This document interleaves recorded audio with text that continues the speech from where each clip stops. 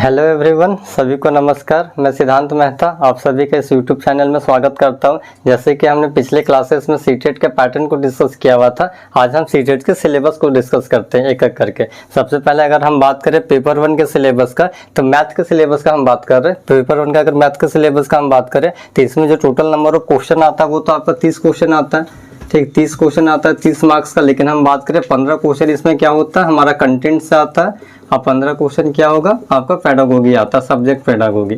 Clear है, 15 question content से रहेगा, 15 क्वेश्चन रहेगा आपका पेडागोगी से। अब हम बात करते हैं सिलेबस का। सबसे पहले अगर हम देखें तो आपको पहला टॉपिक क्या पढ़ना है, आपको नंबर सिस्टम। इसका वेटेज क्या, 3 से 4 क्वेश्चन का वेटेज है। समझ लीजिए 15 क्वेश्चन है आपका कंटेंट से, जिसमें क्या है आपका 3 से 4 क्वेश्चन केवल नंबर सिस्टम से आता है। मतलब इसका वेटेज आप समझ लीजिए केवल 25% तो आपका केवल नंबर सिस्टम का ही टॉपिक है। अब नंबर सिस्टम में हमें क्या क्या पढ़ना है इसको देख लेते हैं। सबसे पहले अगर हम बात करें नंबर्स का, तो नंबर्स क्या होता है इसके बारे में हम लोग डिटेल एक्सप्लेनेशन करेंगे कि नंबर्स क्या होता है, संख्याएं क्या होता है। उसके बाद हम देखेंगे क्लासिफिकेशन ऑफ नंबर। अब क्लासिफिकेशन ऑफ नंबर क्या होता है, संख्याओं का वर्गीकरण। संख्याओं का वर्गीकरण अब हम लोग कैसे करते हैं समझिएगा। सबसे पहले हम क्या करेंगे, संख्याओं के बारे में जानते हैं, संख्याओं का फॉर्मेशन कैसे होता है, हम नंबर्स को कैसे बनाते हैं। उसके बाद हम देखेंगे एक एक करके संख्याओं के बारे में जानेंगे कि नंबर्स क्या, कॉम्प्लेक्स नंबर क्या, रियल नंबर क्या, इमेजिनरी क्या, इंटीजर क्या होता है, फ्रैक्शन क्या होता है, रैशनल नंबर क्या होता है। ये सारी चीजें हम यहाँ पे देखेंगे। Odd, even, prime number, composite number, सारी चीजें हमें यहाँ डिस्कस करना क्लासिफिकेशन ऑफ नंबर में। ठीक, फिर उसके बाद हम देखते हैं ऑपरेशन ऑफ नंबर। अब ऑपरेशन ऑफ नंबर क्या होता है समझिएगा। इस पर क्या होता है आप लोग का एडिशन से, सब्ट्रैक्शन से, मल्टीप्लिकेशन से और डिवीजन पर बेस्ड कुछ क्वेश्चन आते हैं। डायरेक्टली इन्हीं पे क्वेश्चन आता है। जोड़ने को कुछ बोला जाता है, घटाने को कुछ बोला जाता है। सीटेट पेपर 1 का लेवल यही है आप लोग को। एडिशन, सब्ट्रैक्शन, मल्टीप्लिकेशन और डिवीजन पर एक आध क्वेश्चन रहेगा ही रहेगा आप लोग का। फिर आगे हम बात करते हैं न्यूमरेशन सिस्टम का। अब ये न्यूमरेशन सिस्टम क्या होता है समझिएगा। आपके एनसीईआरटी में 3 तरह के सिस्टम के बारे में जिक्र किया गया। पहला हो गया हिंदू अरेबिक सिस्टम, जिसको हिंदू अरबी प्रणाली कहते हैं। दूसरा आ गया आपका इंटरनेशनल सिस्टम। तीसरा हो गया आपका रोमन नंबर सिस्टम। ठीक है, तो ये तीनों को हम कहाँ डिस्कस करेंगे, इस न्यूमरेशन ऑफ सिस्टम में डिस्कस करेंगे। आगे हम बात करते हैं डिविजिबिलिटी रूल का। अब डिविजिबिलिटी रूल क्या, तो विभाजकता का नियम हो गया। ठीक है, उसके बाद हम देखें डिजिटल नंबर सिस्टम अब क्या होता है। ठीक, तो फिर इसमें ध्यान दीजिएगा आप लोग, इस पर 2 तरह का क्वेश्चन बनता है। एक आता है आपका digital number system. Digital number system में क्या आ गया, एक होता है आपका बाइनरी नंबर सिस्टम और दूसरा होता है डिजिटल नंबर सिस्टम। ठीक है, डेसिमल नंबर सिस्टम और बाइनरी नंबर सिस्टम, इसको क्या बोला जाता है, एक दूसरे में इंटरचेंज करने को बोला जाता है, रूपांतरण करने को बोला जाता है।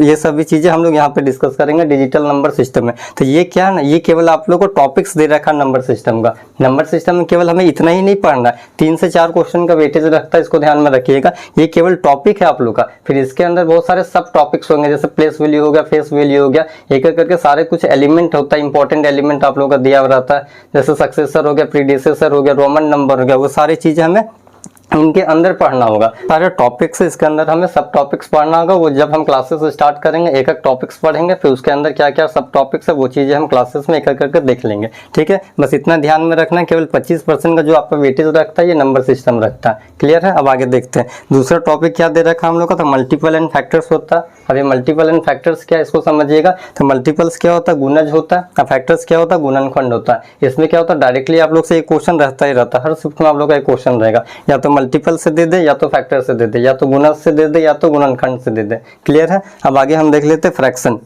अब ये फ्रैक्शन क्या है, भिन्न क्या होता है, तो ये नंबर सिस्टम का ही पार्ट है, लेकिन इसे एक अलग से टॉपिक बना करके दिया हुआ है आप लोगों के सिलेबस में। इससे क्या होता है, केवल एक क्वेश्चन आता है आपको भिन्न वाला पार्ट से, फ्रैक्शन वाले पार्ट से। इसमें भी क्या होता है, हम लोग को फ्रैक्शन पढ़ना है। बेसिकली सिंपल फ्रैक्शन होता है, डेसिमल फ्रैक्शन होता है, दशमलव भिन्न हो गया, और तीसरा होता है कंटिन्यूड फ्रैक्शन। इसी के अंदर क्या होता है, एक सीरीज वाला पार्ट भी है, वो भी हमें इस फ्रैक्शन वाले पार्ट में ही पढ़ना है। क्लियर है, तो सारे टॉपिक केवल छोटा लग रहा है, लेकिन इसके अंदर हमें डीप एक्सप्लेनेशन पढ़ना होगा, क्योंकि आपका जो सीटेट है ना, वो आप लोग का थ्योरी चेक करता है। थ्योरेटिकल पार्ट इसमें ज्यादा क्वेश्चन पूछा जाता है, बेसिक आप लोग से ज्यादा पूछा जाता है। क्लियर है, अब आगे हम बात करें टाइम का, समय का। समय से भी क्या होता है आप लोग का एक क्वेश्चन दिया हुआ रहेगा। फिर आगे बात करें मनी से। मनी से भी क्या होता है आप लोग का एक क्वेश्चन रहता है।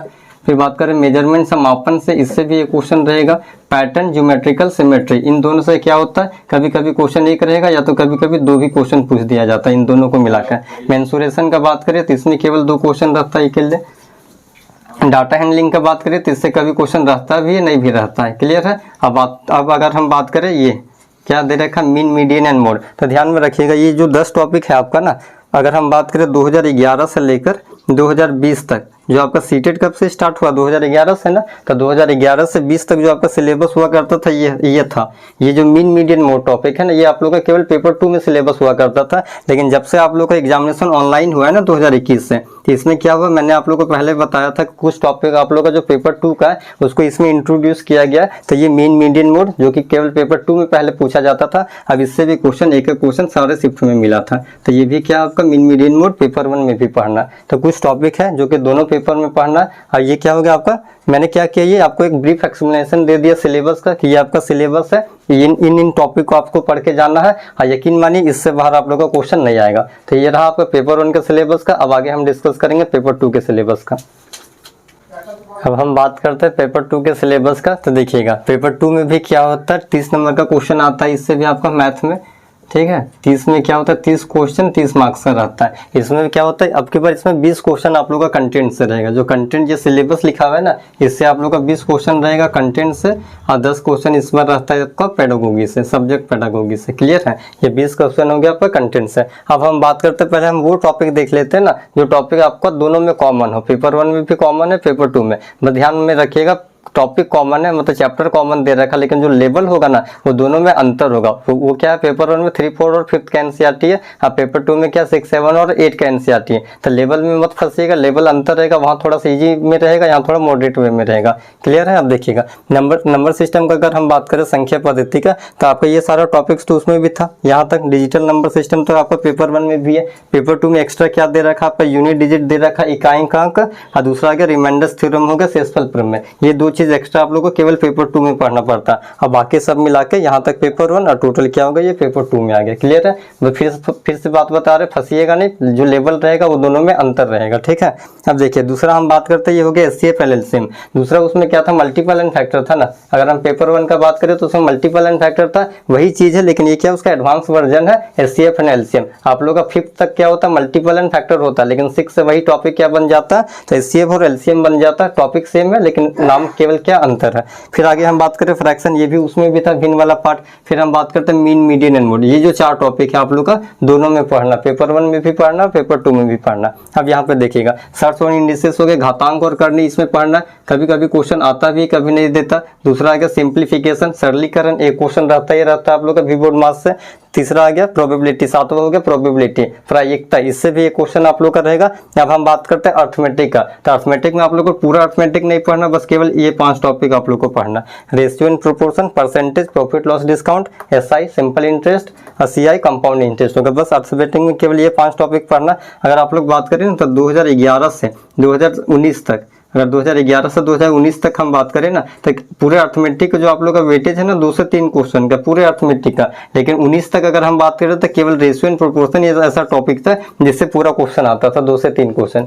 रेयरली कभी कभी एक आध पूछता था, नहीं तो केवल इसी से क्वेश्चन आता था। लेकिन अब चूंकि आप लोग का एग्जामिनेशन ऑनलाइन हो गया, तो उस केस में क्या हो रहा, सारे क्वेश्चन को घुसाया जा रहा, सारे टॉपिक से एक क्वेश्चन। तो टोटल वेटेज है 2 से 3 क्वेश्चन का। क्लियर है। और इतने ही टॉपिक आप लोग को पढ़ना। अब हम बात करते हैं आपका एडवांस का। एडवांस का सेक्शन भी इसमें है। पेपर 1 में केवल मेंसुरेशन था, लेवल आसान था। अब एक बात करते हैं, जो मेंसुरेशन आप लोग का टॉपिक है ना, आप लोग देख लीजिएगा, जब से आप लोग का सीटेट एग्जाम स्टार्ट हुआ है, केवल उसमें एरिया, पेरीमीटर, वॉल्यूम ये क्वेश्चन पूछा जाता। लेकिन अगर हम बात करें एरिया का, तो स्क्वायर और रेक्टेंगल से बाहर आज तक क्वेश्चन नहीं पूछा गया 2D में, और 3D में क्यूब और क्यूबाइड से बाहर आज तक क्वेश्चन नहीं पूछा गया। क्लियर है। अब यहाँ देखते हैं, अलजेब्रा हो गया, बीजगणित, दूसरा हो गया मेंसुरेशन आ गया, और तीसरा ज्योमेट्री। ये 3 टॉपिक है जो कि आपका एडवांस का है। अब ध्यान में रखना क्या है कि यहाँ से केवल 8 से 9 क्वेश्चन आता है। पूरा जो पेपर 2 का वेटेज है क्या है, 20 क्वेश्चन रहेगा आपका पेपर 2 में, लेकिन 8 से 9 क्वेश्चन है वो केवल इन 3 टॉपिक से रहेगा, और बाकी जो क्वेश्चन 12 बचे वो इन 12 टॉपिक से रहेगा। क्लियर है। तो ये चीजें क्या आपका पेपर 2 का सिलेबस था। इससे पहले वो पेपर 1, ये हो गया आपका पेपर 2 का। अब एक बात आप लोग से बात करते हैं कि कल से जो आप लोग का क्लासेस चलेगा ना यहाँ पे इस चैनल में, वो क्या चलेगा, आपका जो टॉपिक कॉमन है दोनों में ना, पेपर 1 और पेपर 2 में, सबसे पहले वो टॉपिक आप लोग को कराया जाएगा। मतलब कल से हम नंबर सिस्टम आप लोग इस यूट्यूब चैनल में स्टार्ट कर देंगे। एक एक टॉपिक को डिटेल में पढ़ेंगे, एकदम एक्सप्लेनेशन के साथ। समझ में आ रहा, बेसिक से जाएंगे और हाई लेवल तक जाएंगे, जहां तक आप लोग से सीटेट पूछता है वहां तक हम देखेंगे, उससे ना कम ना उससे बाहर। ठीक है। अब विश्वास रखिएगा, जितना पढ़ाया जाएगा ना आप लोग का, उससे बाहर आप लोग को क्वेश्चन नहीं आएगा टॉपिक में। क्लियर है। ठीक है। आज के लिए इतना ही, मिलते हैं कल।